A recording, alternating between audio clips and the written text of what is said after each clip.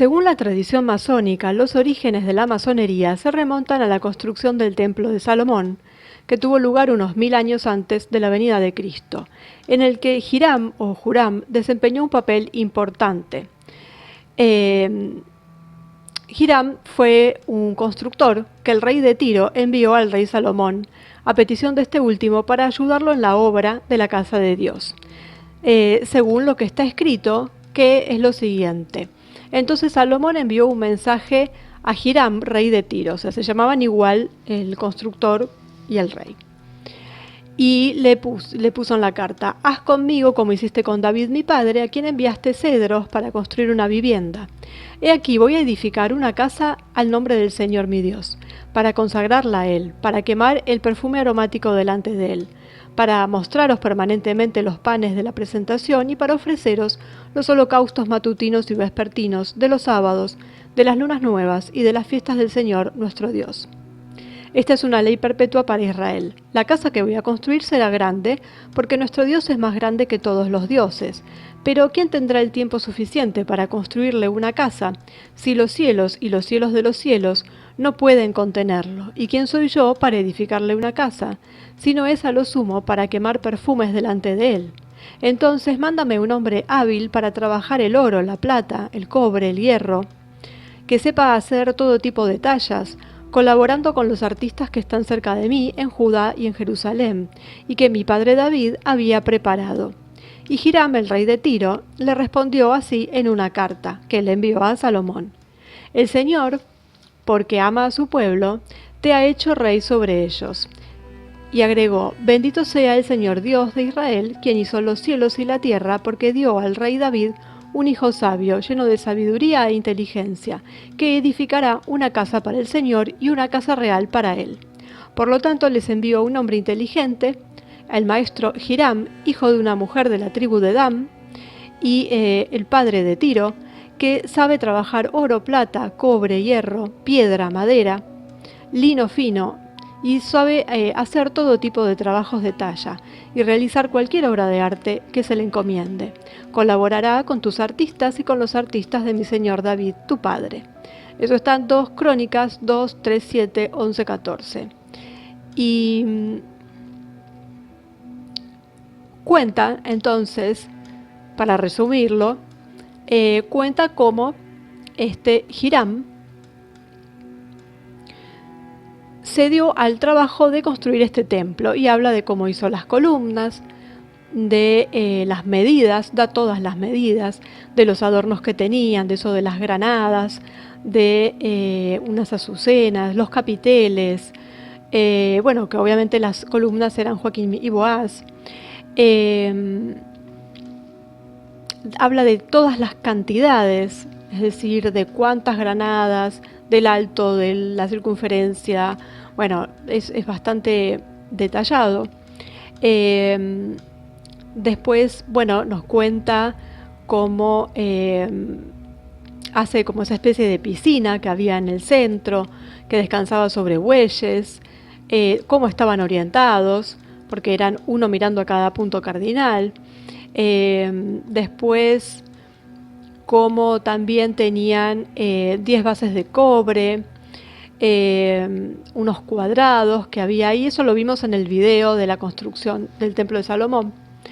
Bueno, la figura de leones, bueyes, querubines, las ruedas que también había en los pasillos, cómo estaban puestas las habitaciones, lugares para lavarse, porque había que lavarse de estos holocaustos que era matar animales, donde los sumos sacerdotes quedaban llenos de sangre y se lavaban fuera del tabernáculo, fuera del templo, en la parte que era el patio, en donde estaban todas estas como tinajas con agua para lavarse y esta especie de piscina, por llamarlo de algún modo. Y bueno, cuenta todo esto, los utensilios que utilizó, de qué material estaban hechos, que eran básicamente de cobre. Bueno, todo el detalle, que esto está todo en la Biblia, está en Reyes, básicamente está en la parte de Reyes 7, toda la descripción de la construcción. Entonces, el origen de la masonería se remonta a la construcción del Templo de Salomón y prácticamente se dice que bueno, se construyó el gran templo y dicen que incluso los grandes masones, casi todos los masones del mundo, se reunieron en Jerusalén para construir un gran templo, porque la palabra masón significa albañil o constructor. Y desde ahí ellos traen, digamos, a colación desde dónde viene el tema. Y bueno, que cuando se terminó la obra querían expandirse en los 4 continentes, extendiéndose los principios de la masonería en Oriente y en Occidente. Esto dice Christian Jack en Freemasonry History and Initiation. Porque, eso se va a ver más adelante, la masonería pretende, construir el templo de la humanidad, transformando a cada hombre para hacerlo apto para ocupar un lugar en ese templo, y por lo tanto esa construcción, ordenada por el rey Salomón, tiene un enorme valor simbólico para los masones. Y para vincular más los orígenes a la construcción del Templo de Salomón, la tradición masónica creó una leyenda alrededor de Hiram, en donde lo convirtió en el arquitecto del templo, como se lee en un sitio de la masonería que dice: en la leyenda masónica el brillante artesano se convierte en el arquitecto del templo, a cargo de la dirección de todos los trabajos y todos los trabajadores, que en un momento es asesinado y luego resucitado por el rey Salomón.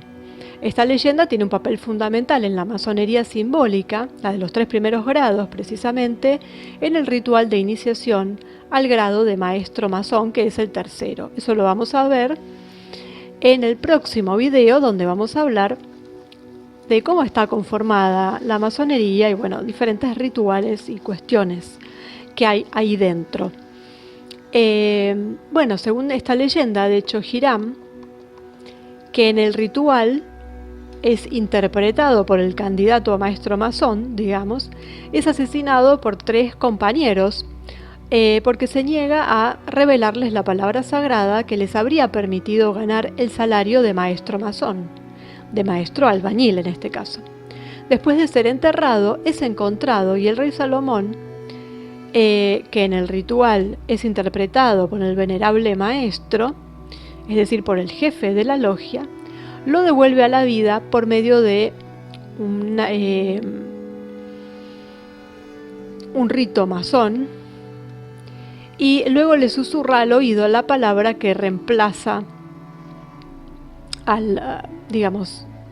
su cuerpo perdido. Y así todos se regocijan porque Hiram renace en el nuevo maestro. Y el concepto de Hiram resucitado en la masonería identifica el logro de la iluminación.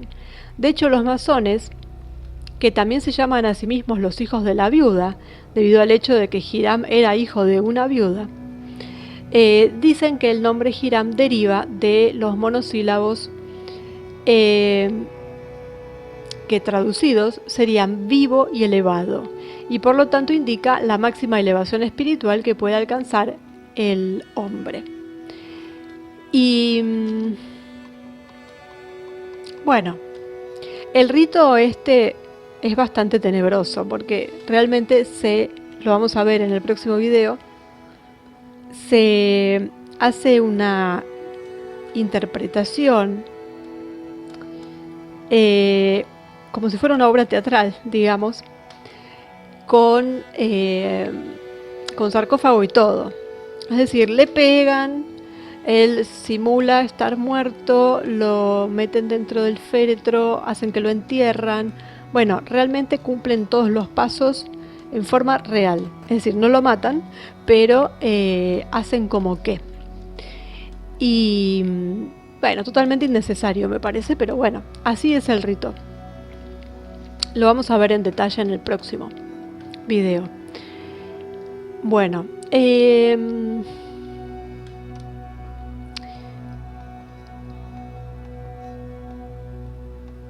¿Qué más decir? Sobre lo que ellos dicen, ¿no? Que es el origen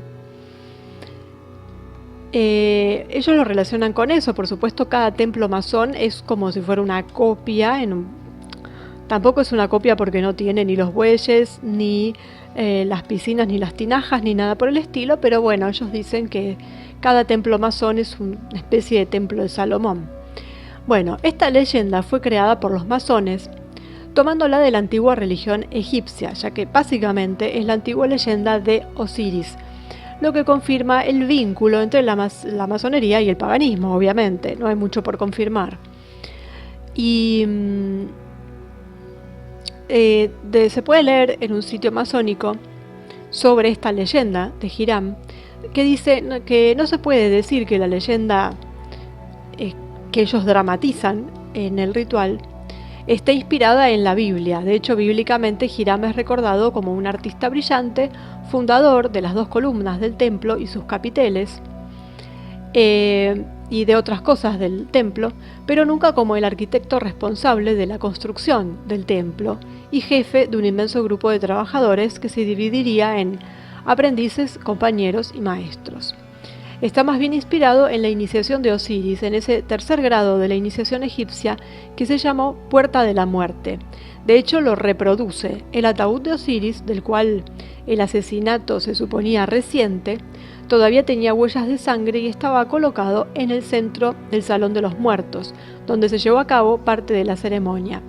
Se preguntó al iniciado si había participado en el asesinato de Osiris y después de otros juicios, a pesar de sus negativas, fue golpeado, o tuvo la sensación de ser golpeado, con un hacha en la cabeza. Estaba boca abajo, envuelto en vendajes como momias, gimió a su alrededor, un relámpago brilló, el iniciador, el supuesto muerto, fue envuelto en fuego y luego resucitó. Esto está contado en el sitio web de una logia masónica. Así que no es ningún invento de alguien que esté fuera, es algo que cuentan ellos. Que Hiram no era el arquitecto del templo que hizo construir a Salomón se prueba con estas palabras tomadas de las Escrituras, en donde dice: entonces David le dio a su hijo Salomón el plano del pórtico y los edificios del templo, las salas del tesoro, los aposentos altos, de las cámaras interiores y del lugar para el propiciatorio, y el plan de todo lo que tenía en mente con respecto a los patios de la casa del Eterno. Todas las habitaciones alrededor, los tesoros de la casa de Dios, los tesoros de las cosas consagradas, a las clases de sacerdotes y levitas, a todo lo que pertenecía al servicio de la casa del Señor y a todos los utensilios que iban a servir a la casa del Señor. Le dio el diseño de los utensilios de oro, con el peso relativo del oro para todos los utensilios de toda clase de servicios, y el diseño de todos los utensilios de plata, con su peso de plata, para todos los utensilios de todo tipo de servicio. Le dio una indicación del peso de los candelabros de oro y sus lámparas de oro, con el peso de cada candelero y de sus lámparas, y una indicación del peso de los candelabros de plata, con el peso de cada candelero y de sus lámparas, según el uso al que estaba destinado cada candelabro. Le dio la indicación del peso del oro necesario para cada una de las planchas de los panes de la presentación, del peso de la plata para las planchas de plata. También le dio la indicación del peso del oro puro para los tenedores, las vasijas, los cálices, y una indicación del peso del oro para cada una de las copas, y del peso de la plata para cada una de las copas de plata. Y bueno, y así sigue, ¿no? Bueno, la indicación del peso necesario de oro purificado para el altar de los perfumes. Bueno, David le dio todo. Esto está en Crónicas 28, 11 y 19. Así que Salomón recibió los planos con todos los datos, con las medidas, los pesos, con todo. No viene de Hiram, se lo dio David el padre. Así que Hiram no era el arquitecto del templo, ni tampoco el que estaba a cargo de la dirección de todas las obras y todos los trabajadores, porque en las escrituras también dicen: el rey Salomón hizo un mandamiento a los obreros en todo Israel y fueron comandados 30.000 hombres. Los envió al Líbano, 10.000 al mes alternativamente, un mes estuvieron en el Líbano y 2 meses en casa. Y Adoniram estaba a cargo de este comando. Salomón también tenía 70.000 hombres que llevaban las pesas y 80.000 canteros en las montañas, sin contar los jefes 3.300 en total, designados por Salomón para trabajar y designados para dirigir a los obreros. Esto está en Reyes. Pero bueno, no termina acá la cosa, porque ni siquiera es cierto que casi todos los masones del mundo se reunieron en Jerusalén con el propósito de construir un gran templo, y eso se debe a que los que construyeron el templo estaban en Israel, según lo que está escrito. Y dijo, en donde se dice, Salomón hizo un recuento de todos los extranjeros que estaban en la tierra de Israel, de los cuales David su padre ya había tomado un número, y se encontraron 153.600. Y tomó 70.000 para llevar cargas, 80.000 para cortar piedras en el monte, y 3.600 para vigilar y hacer trabajar al pueblo. Esto está en Crónicas. Por lo tanto, está claro que la tradición masónica proclama varias mentiras sobre la construcción del templo de Dios en Jerusalén por el rey Salomón. Bueno, la masonería como tal, así como la conocemos hoy, llamada masonería moderna, nació oficialmente el 24 de julio de 1717, con la Gran Logia de Londres, más tarde llamada Gran Logia de Inglaterra, que fue el resultado de la unión de 4 logias de Londres, de las cuales fue elegido jefe, con el título de Gran Maestre, un tal Anthony Sayer. Con el tiempo esta logia adquirió una importancia cada vez mayor, tanto que se convirtió en la institución masónica central capaz de reconocer o no reconocer las obediencias de esta o aquella nación. Ese día de 1717 nació la masonería especulativa, porque lo que había existido hasta ese momento había sido la masonería operativa, llamados así porque los masones medievales hicieron obras, en particular construyeron edificios religiosos y militares, y residencias de ancianos, digamos, mientras que los especulativos, en lugar de ocuparse de la construcción, se ocuparon de problemas teóricos o justamente especulativos. Y el tema es que la palabra masón en francés significa albañil. Y esto de la Edad Media, eran gremios de albañiles que construían básicamente iglesias. Y fueron infiltrados por aquellos que venían escapando de las disoluciones de diferentes órdenes, tanto templarias como jesuitas. Y en el medio tenemos a los caballeros de Malta, que no fueron disueltos, pero también se infiltraron.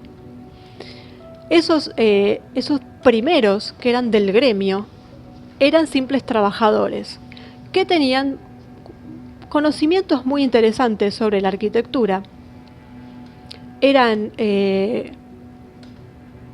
mucho conocimiento, no es lo que hoy llamamos un albañil cualquiera, es decir, eran realmente constructores. Pero todo lo que vino después, todo este tema ritual y demás, vino con esto de los especulativos, lo que se le llama especulativos. Y esto, como dice Christian Schack en su libro La masonería, historia e iniciación, dice: los acontecimientos de 1717 marcan el esperado nacimiento de una masonería que se eleva hacia las alturas intelectuales, abandonando el viejo condicionamiento manual y no cultivado. Sin embargo, todos los historiadores coinciden en que los intelectuales terminaron reemplazando a los artesanos. El proceso se inició en el siglo XVII, cuando las logias de los llamados masones aceptados empezaron a formarse porque no practicaban profesiones artesanales.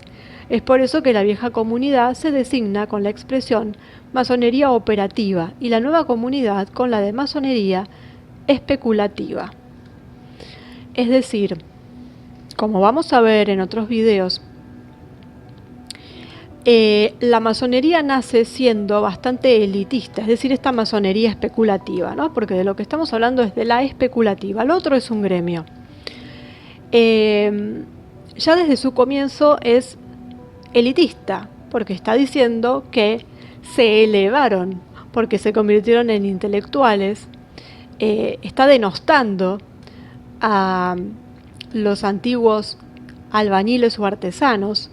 Dicen que abandona el condicionamiento manual y no cultivado, siendo que en realidad estos artesanos tenían un conocimiento brutal sobre cómo construir. Imaginémonos las iglesias que han construido, las iglesias medievales, eso no lo construye cualquiera. Así que esto de que no estaban cultivados y de que gracias a Dios alcanzaron una altura intelectual desde 1717 es realmente,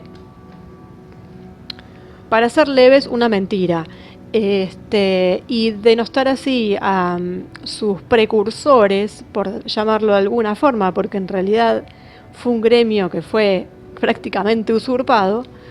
Pero bueno, ya vemos ahí cómo ellos denostan a aquellos que no pertenecen a su grupo, porque ellos son los únicos iluminados y los únicos que tienen este conocimiento.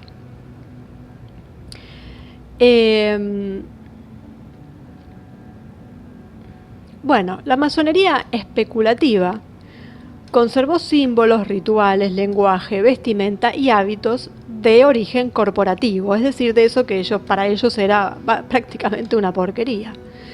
Y al respecto hay que decir que los símbolos y rituales de la masonería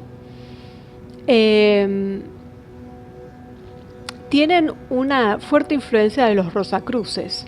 La orden de los Rosacruces habría nacido en el siglo XV y sus exponentes dicen ser herederos de antiguas tradiciones que conciernen la alquimia, el gnosticismo, lo oculto, el secreto del antiguo Egipto, la cábala judía y el neoplatonismo, y fueron ellos quienes introdujeron sus símbolos en el siglo XVII y modificaron el ritual iniciático. En el siglo XVIII, la Orden de los Rosacruces y la francmasonería estaban estrechamente vinculados, lo que explica por qué la denominación de uno de los masones de altos grados, el grado 18 del rito escocés, es Príncipe Rosacruz.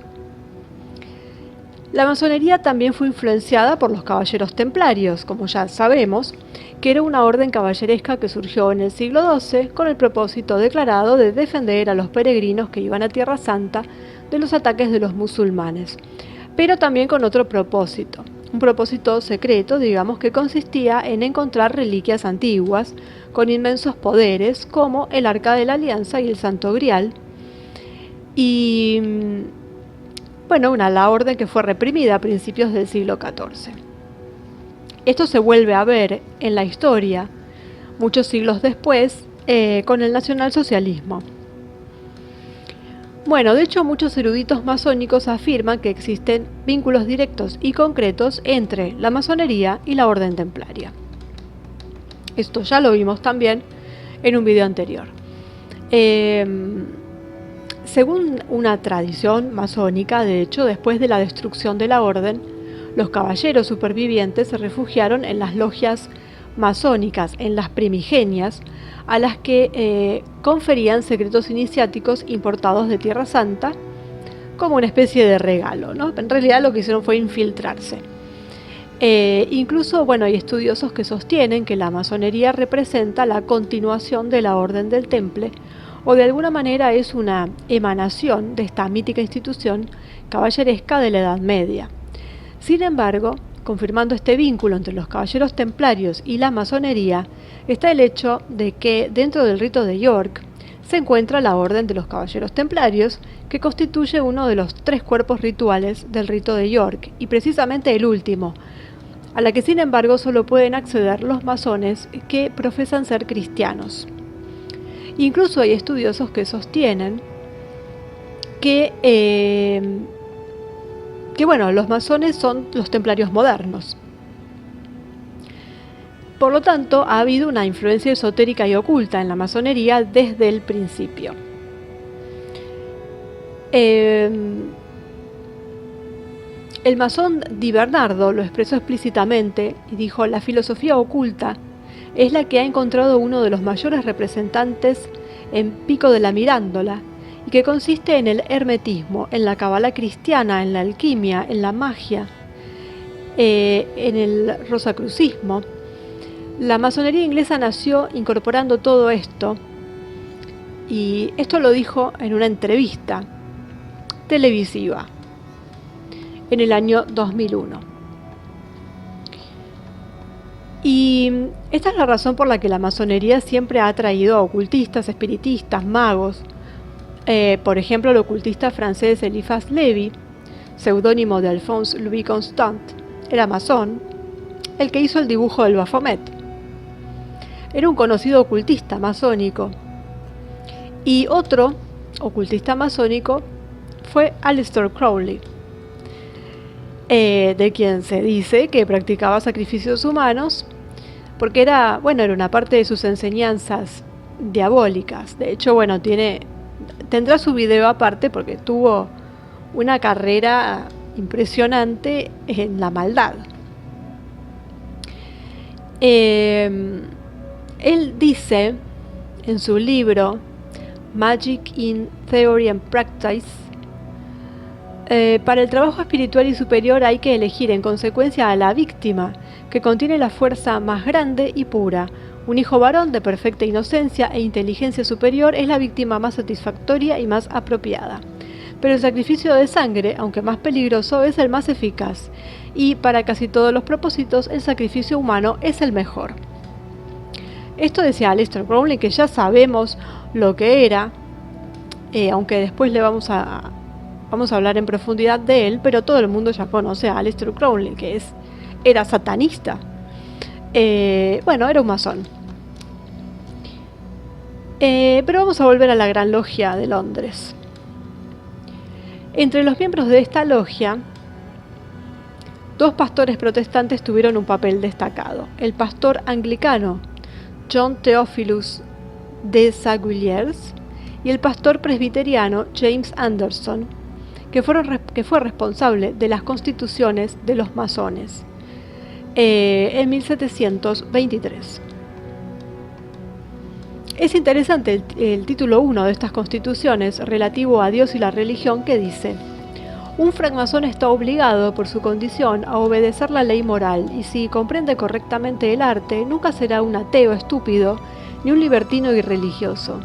Pero aunque en la antigüedad los masones estaban obligados en todos los países a ser de la religión de ese país o nación, cualquiera que fuera, hoy se considera más conveniente obligarlos solo a esa religión en la que todos los hombres están de acuerdo, dejándoles sus opiniones particulares, es decir, ser hombres buenos y leales u hombres de honor y honestidad, cualesquiera que sean las denominaciones o confesiones que sirvan para distinguirlos, por lo que la masonería se convierte en el centro de unión y el medio para unir una amistad sincera entre personas que habrían permanecido perpetuamente extrañas. Bueno, la frase "por su condición de obedecer la ley moral" y "si entiende correctamente el arte, nunca será un ateo estúpido ni un libertino irreligioso" será modificado varias veces con el tiempo, con una referencia a Dios más que a la ley moral, y esto provocará muchas discordias entre las diferentes obediencias masónicas.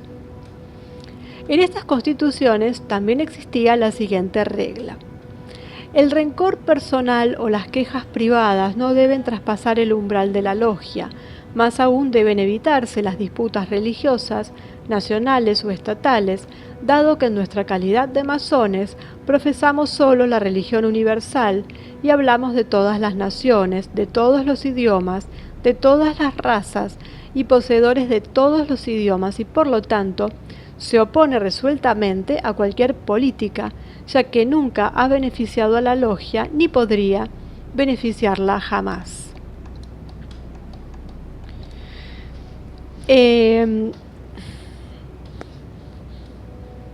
Comentarios al margen, ¿no?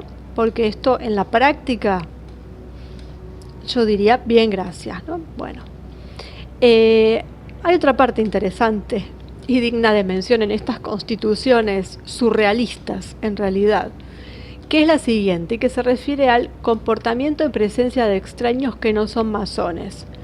Y dice: serás cauteloso en tus palabras y en tu porte, para que el extraño más prudente no sepa, no pueda descubrir o encontrar lo que no le conviene aprender.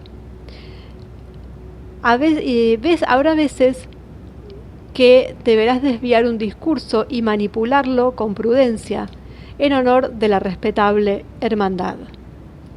Estas palabras muestran cómo el secreto ha sido una característica de la masonería desde el principio para ocultar vaya a saber qué mentiras, por supuesto, ¿no? Porque están validando la mentira, que se puede usar una mentira, es decir, que hay que manipular, que hay que mentir, claro, para salvaguardar el honor de la hermandad. Bueno, si no hicieran nada raro ni nada malo, no veo por qué habría que esconderlo. Pero bueno, allá ellos, ¿no? La masonería obviamente se extendió fuera de Inglaterra. Se construyeron muchas logias en todos los países y también cruzó el océano, por supuesto. Esto lo vamos a ver en los próximos videos. Y en 1738 la masonería fue golpeada por la excomunión de Clemente XII, contenida en la carta In Eminenti Apostolatus Specula. Y bueno, está el texto, se puede encontrar el texto de la encíclica. Y bueno, es bastante largo. Donde, bueno, están excomulgados, dice un poco de todo. Habla de indignación, que es incompatible con el cristianismo.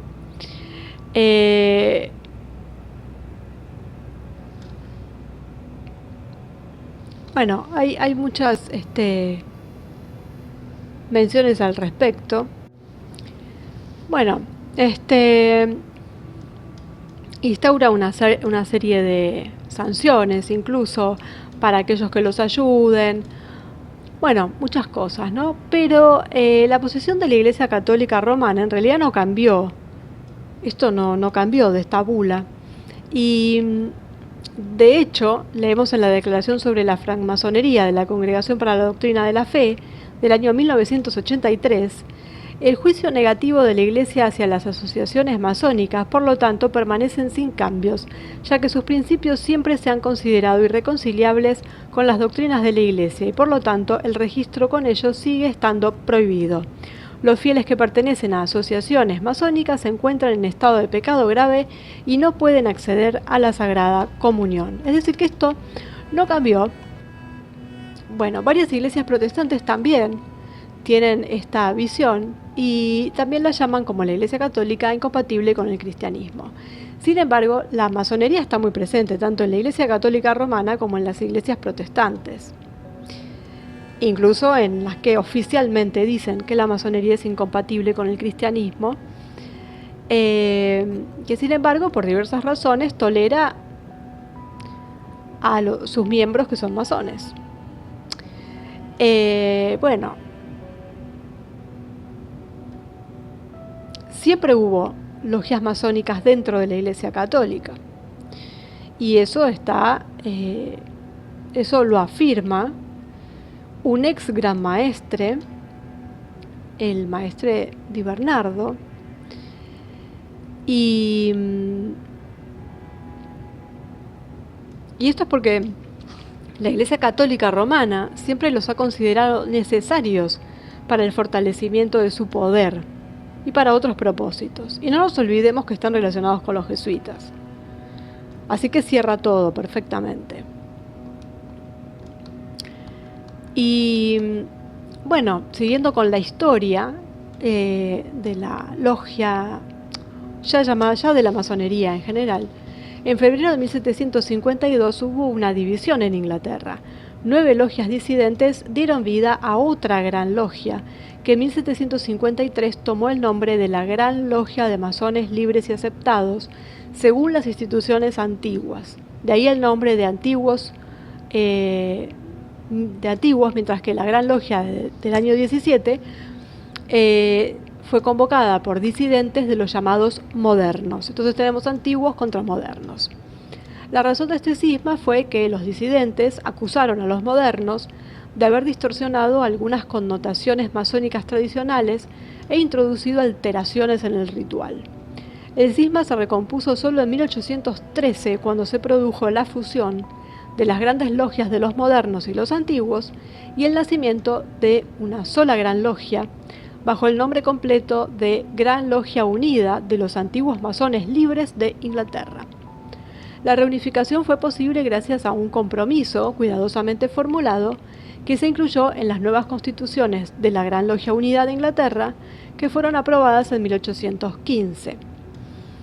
Y en estas constituciones se decía que cualquiera que sea la religión o la forma de practicarla, nadie será excluido de la orden, mientras crea en el glorioso arquitecto del cielo y de la tierra y practique los sagrados deberes de la moral. Bueno, entonces, así nace la masonería. Ellos dicen que vienen de la época de Salomón. Algunos dicen eso, otros después dicen, bueno, con el tema de Hiram, porque ellos lo toman para su ritual de iniciación del tercer grado, y Hiram como arquitecto del templo de Salomón.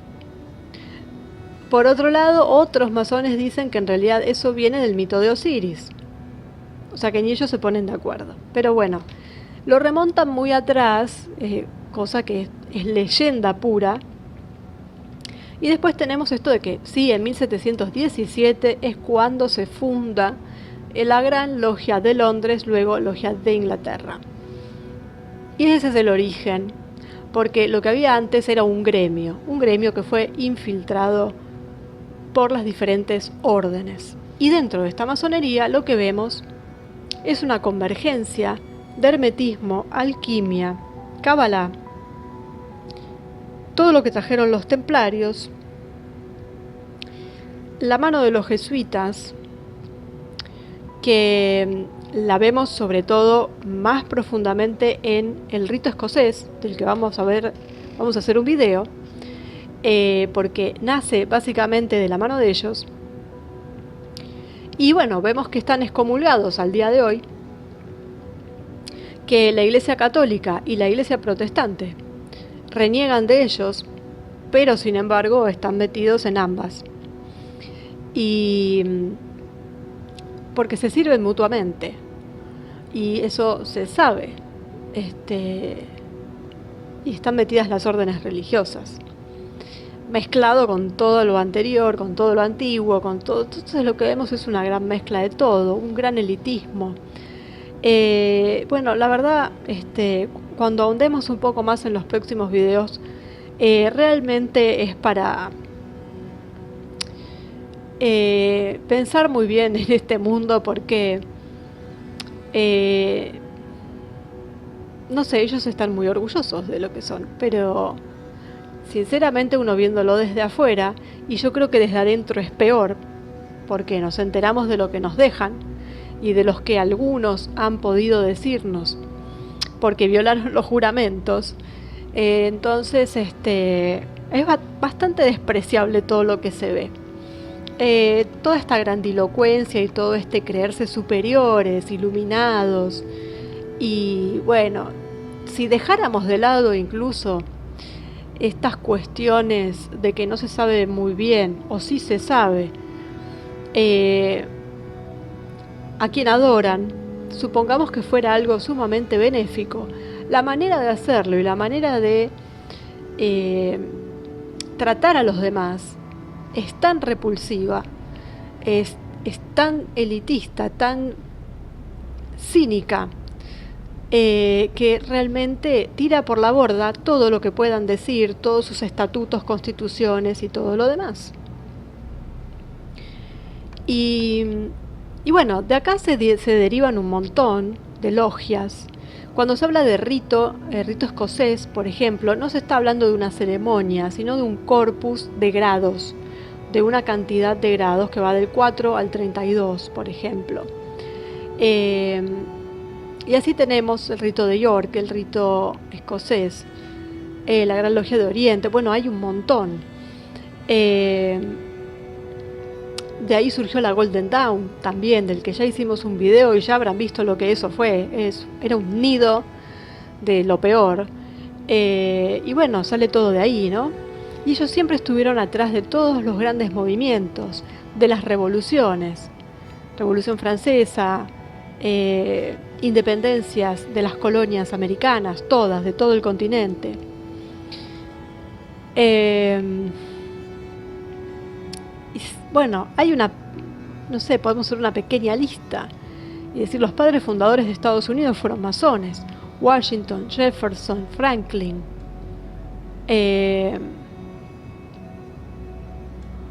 Bueno, digamos, todos los que firmaron la Declaración de la Independencia. Después tenemos a Mozart, porque ellos metían también gente, porque el grado 33, por ejemplo, del rito escocés es un grado honorífico que a uno se lo otorgan.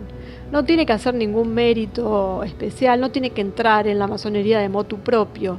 Es algo que se otorga, como se le da a los reyes. Y no tienen que pasar por ningún otro peldaño, digamos. Entonces también a veces hay que tener cuidado porque tal persona es grado no sé qué y quizás en su vida pisó un templo masón, simplemente le dieron ese título, ese grado. Yo creo que en un punto igual tener ese grado algo tienen que saber al respecto, ¿no es cierto? Pero bueno, no son masones de carrera, por decirlo así. Bueno, entonces teníamos a Mozart, a Beethoven, William Shakespeare, a Louis Armstrong, el trompetista, a Houdini, Henry Ford, por supuesto, a Napoleón Bonaparte, Winston Churchill, cómo no, Harry Truman, que además fue el presidente número 33 de Estados Unidos, Franklin Delano Roosevelt, John Wayne, el actor, Alexander Fleming, el descubridor de la penicilina, Goethe, Montesquieu, Voltaire, Victor Hugo, Freud, Joseph Smith, el fundador y primer presidente de los mormones, Dickens, el escritor, Walt Disney, por supuesto, Einstein, Nelson Mandela,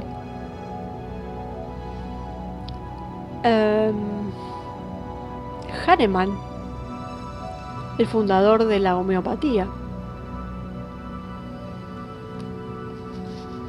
Y bueno, cuantos más, ¿no? Pero a ver, ¿a quién podemos mencionar? A Paganini, el violinista.